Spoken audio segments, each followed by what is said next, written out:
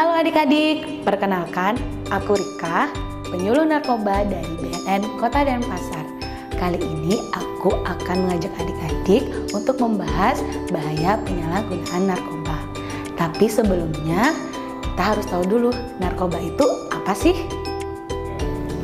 Nah, narkoba adalah obat, bahan atau zat, bukan makanan yang apabila masuk ke dalam tubuh kita manusia akan mempengaruhi fungsi kerja tubuh, terutama fungsi kerja otak dan sistem saraf pusat. Nah, narkoba sendiri merupakan singkatan dari narkotika, psikotropika, dan bahan adiktif lainnya. Narkotika dan psikotropika ini diatur loh dalam Undang-Undang Republik Indonesia Nomor 35 Tahun 2009, di mana jika ditanam, diproduksi, diperjualbelikan, dimiliki, disimpan, bahkan digunakan secara tidak sah, tentunya akan melanggar hukum. Nah, adik-adik, kalian tahu nggak sih narkoba itu banyak macamnya loh. Yang pertama, ada stimulan. Stimulan ini memacu kerja otak dan meningkatkan aktivitas tubuh, sehingga penggunanya bisa merasakan kegembiraan yang berlebihan maupun rasa waspada yang berlebihan. Ini disebabkan oleh peningkatan aktivitas tubuh itu tadi. Nah, contoh dari narkoba jenis stimulan ada kokain, sabu, dan juga ekstasi. Narkoba jenis stimulan ini biasanya digunakan di tempat-tempat hiburan malam atau diskotik. Yang kedua yaitu narkoba jenis depresan. Nah, kebalikan dari narkoba jenis stimulan, narkoba jenis depresan ini malah menghambat kerja otak dan menurunkan aktivitas tubuh. Penggunanya bisa menjadi lebih tenang dan merasa ngantuk. Nah, narkoba jenis depresan ini contohnya ada morfin, heroin, dan juga alkohol. Narkoba jenis depresan ini dapat menghilangkan rasa nyeri dan stres untuk sementara. Ingat ya, hanya untuk sementara. Jadi kalau ada mereka yang menawarkan narkoba kepada kalian dengan alih-alih dapat menghilangkan rasa stres kalian, jangan dipercaya, karena itu malah akan menyebabkan bertambahnya masalah. Yang ketiga yaitu halusinogen. Seperti namanya, halu, di mana efek utama dari jenis narkoba halusinogen ini ialah halusinasi.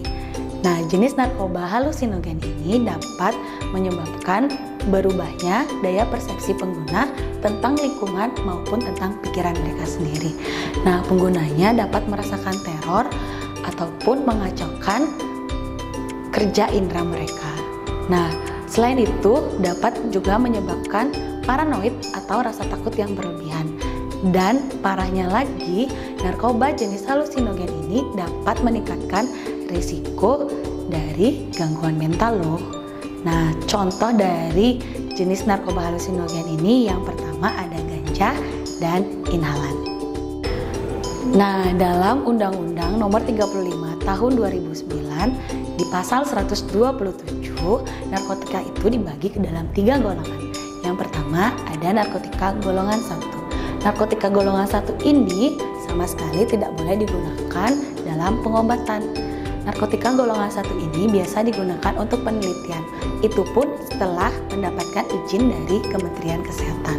Contoh dari narkotika golongan 1 ini ada opium, heroin, kokain, ganja, metamfetamin, amfetamin, dan juga MDMA. Apabila narkotika golongan 1 ini disalahgunakan, kalian dapat dituntut penjara selama 4 tahun loh.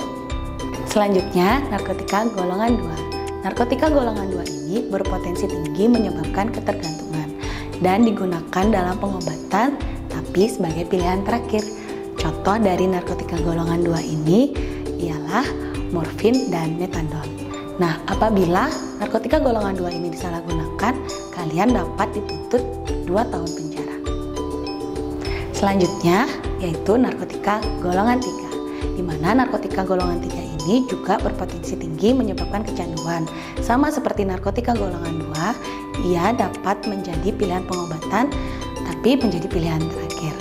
Nah, contoh dari narkotika golongan 3 ini ialah kodein dan buprenorfin, di mana apabila narkotika golongan 3 ini disalahgunakan, kalian dapat dituntut penjara selama 1 tahun.